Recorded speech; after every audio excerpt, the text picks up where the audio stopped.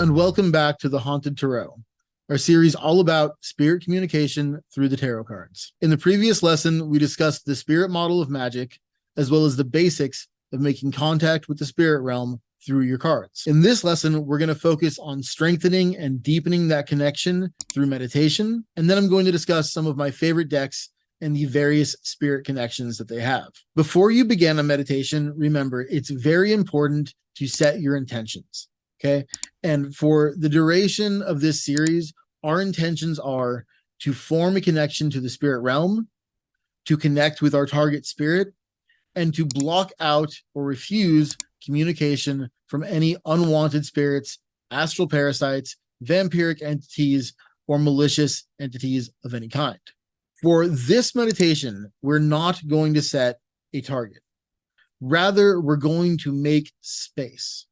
So we'll set our intention to block out or refuse communication from unwanted spirits, but then we're going to simply leave space. And the reason we're going to do this is that, and the reason for this is that we're focused on forming the connection to the overall spirit realm, not a particular spirit. And we're focused on creating space by silencing the inner dialogue. What's important to remember here is that it's very difficult for spirit to talk to you if you're talking to yourself. And that's also how you're going to know the difference between your own thoughts and genuine communication from the spirit realm. You need to shut down that inner dialogue. That's the goal here, okay? So instead of just setting your intention, finding your target, and going right to the cards, for this exercise, I want you to form that space and hold it for 5 minutes. Of course, I would like for you to do this every day.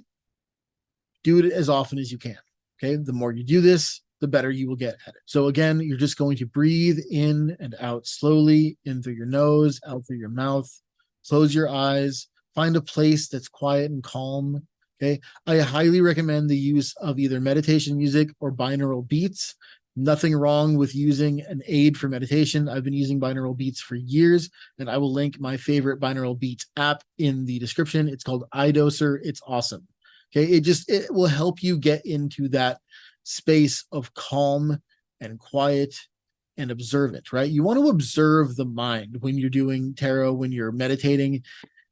The idea is observation rather than interaction with yourself. You want to quiet the self down and allow for communication from the spirit realm.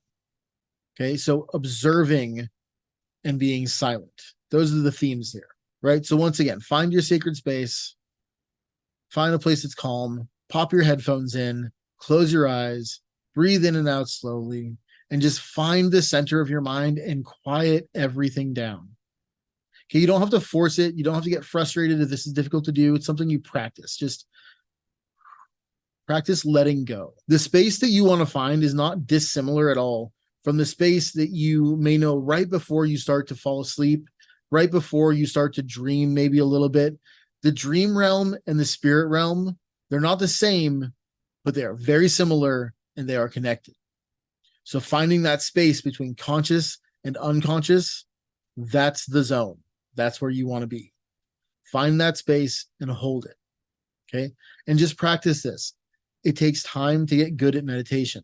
If you're really struggling, try, there's an app called Headspace that will teach you how to do all of these things. With a guided meditation, will teach you how to quiet the mind. It gives you a lot of cool visualization techniques. So if you're really struggling, try a guided meditation to help you find that space so that you'll be able to find it on your own later. Okay, so once again, your homework is to meditate for 5 minutes as often as you can and strengthen and deepen your connection to the spirit realm. This is going to greatly enhance your ability to communicate with spirit through the tarot. Okay, so next I'd like to talk about some of my favorite decks and their spirit attachments. You'll find that as you collect more and more tarot decks, and if you get into tarot, this is almost inevitable, that certain spirits prefer certain decks. Spirits are people, okay? Especially the recently deceased and your ancestors. These are people. They may have reached a particular state of enlightenment by crossing over to the other side, but they still have preferences. This is also why if you're trying to make contact with a recently deceased loved one, having an object that belonged to them can be incredibly useful. It really helps form that connection. First up is the Deviant Moon Tarot. This is actually my all-purpose deck, and I've set a very clear intention for this deck to never form any spirit attachments. And the reason for this is that it's the deck that I will always use with new tarot clients, or if I want an answer that isn't colored by the opinion of any particular spirit. You will find that the spirits with whom you work don't always agree with each other. Some of them will team up with each other. Some of them will disagree with another spirit just to disagree. It gets wild. It's fun. So this is my all-purpose deck. And the reason I like this deck so much is that it's got enough of a Rider-Waite-Smith vibe without being a Rider-Waite-Smith deck. The imagery is potent, it's dark, it's intriguing, and the symbolism is all clearly there, but it's not a Rider-Waite-Smith deck exactly. So I really like this deck. This is my all-purpose deck. Now, on to some decks that have spirit attachments. This is the Alchemical Tarot. Of course, this is one of my favorite decks. It's absolutely gorgeous. The artwork is incredible, but it's not my style. And yet when I saw it, I knew I had to have this deck. And what I found is that this is the deck that my father prefers to communicate with. And as soon as I got it, everything about it just reminds me of him, even the feel of the box for some reason. And yeah, dead on. This is the deck that he picked. Now, not shockingly, Odin likes this deck. It's the Murder of Crows Tarot. It's got very dark imagery. It is very blunt and to the point, and very precise in its communication. And this is the deck that I always use if I'm communicating with Odin. On the total other end of the spectrum is the Wild Unknown Tarot by Kim Kranz. And this is the deck that Thoth prefers, which is kind of funny as I own a copy of the Thoth Tarot and he's got no interest in it whatsoever. Next up is the Occult Tarot by Travis McHenry. And if you are a longtime viewer of this channel, you already know I'm going to tell you, don't fuck with this deck. Okay. If you're new to magic, don't fuck with this deck. If you're new to magic, don't fuck with the Goetia. Okay. The spirits of the Goetia are the spirits of Pandora's box. If you're not ready to open Pandora's box, don't open Pandora's box. I'm not joking. Okay. Look, these are powerful spirits. They're not evil. They're not malicious.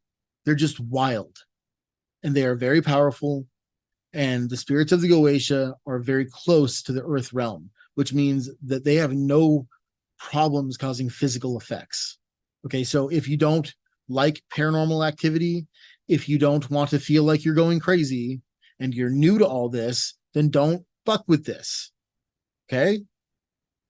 This is an advanced deck. This is for advanced practitioners. There's nothing wrong with that. You don't need to rush into this. But if you are an advanced practitioner and you work with the spirits of the Goetia, this is an incredible tool. It is probably the best tool ever made since the book itself for communicating with these particular spirits. Okay, that's it for today. Remember to practice your meditation, create space, allow a spirit to talk to you. Okay, that's it for today. Remember, your homework is to meditate 5 minutes a day, strengthen and deepen your connection to the spirit realm. Set your intention to refuse communication from any unwanted spirits. Remember to use your aura as a tool. Remember to visualize it giving off a bright white light. Remember to make space for spirit to communicate with you. And listen for whatever preferences the spirits with whom you may choose to work might have. And this could be for decks, for particular cards, or for any other items. All right, that's it for now, and I'll see you in the next one.